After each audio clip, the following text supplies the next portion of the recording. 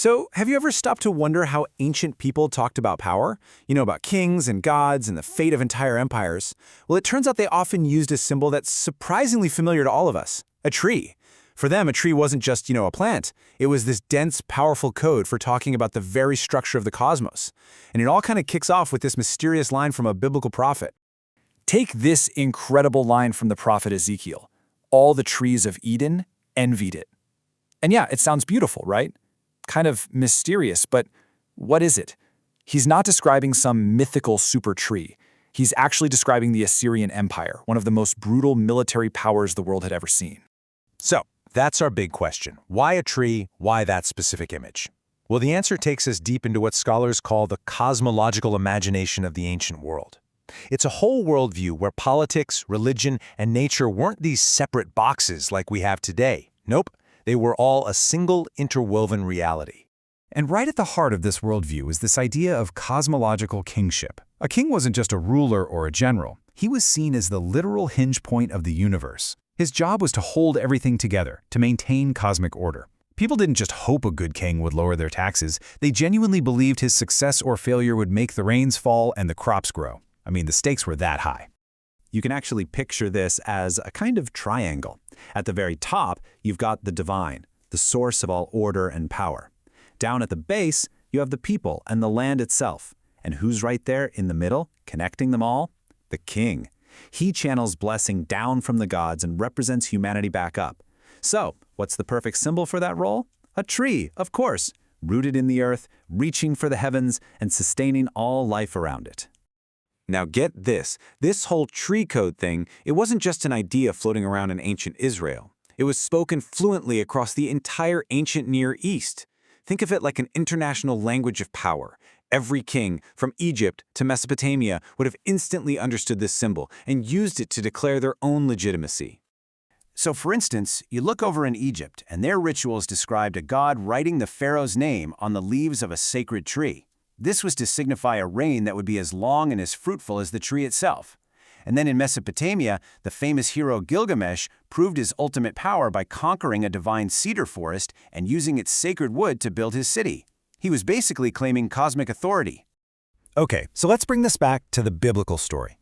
When King Solomon built his legendary temple, he famously imports the cedars of Lebanon. Now, this was not just about getting high-quality timber. No way. In the ancient world, the cedar forests were considered the actual dwelling place of the gods. So using that wood was this profound theological statement. It was a cosmological proclamation that the house of Israel's God was built from the very substance of the divine realm itself.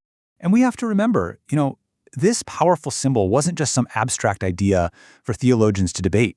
It was grounded in the very real, lived experience of the world around them, in the actual geography of the land. I mean, just think about the geography of the Levant. The lowlands and the deserts, they were places of intense heat, death, and scarcity. But to go up a mountain was to literally move toward life, into cooler air, green forests, shade, and streams of life-giving water.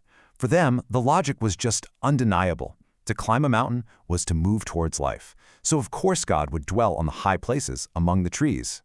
All right, now here's where the story takes this really fascinating turn. The prophets of Israel, they were masters of this symbolic language. They knew exactly what an empire meant when it called itself a great tree. They knew the code inside and out. But they didn't just borrow it. They weaponized it. They took the very symbol that empires used to glorify themselves, this image of the magnificent, heaven-reaching tree, and they flipped it into a tool of absolutely devastating critique. So here's how they did it. A prophet like Ezekiel would address a foreign king, let's say the Pharaoh of Egypt, and he'd start by building him up.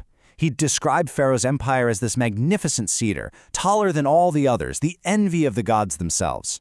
He'd build that image up to its maximum possible height, and then, bam!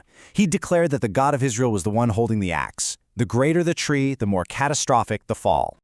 But what did this image of a felled tree really mean to someone listening back then? The stakes were so much higher than just a dead king or a lost battle. For them, this image represented the collapse of their entire world. When the prophets announced that the great tree was coming down, they were announcing the collapse of an entire cosmos. Remember that kingship triangle we talked about? Well, when the king at the center is cut down, that link between God, humanity, and the land is totally severed.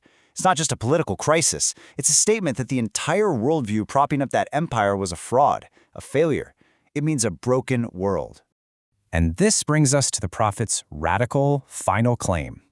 They looked at the towering trees of Egypt, Syria, and Babylon, and they declared that all of them, every single one, would eventually be cut down. Human empires, no matter how magnificent they seem, are temporary. The tree falls. But the throne of the one true cosmic sovereign, the ultimate source of all life and power, that endures forever.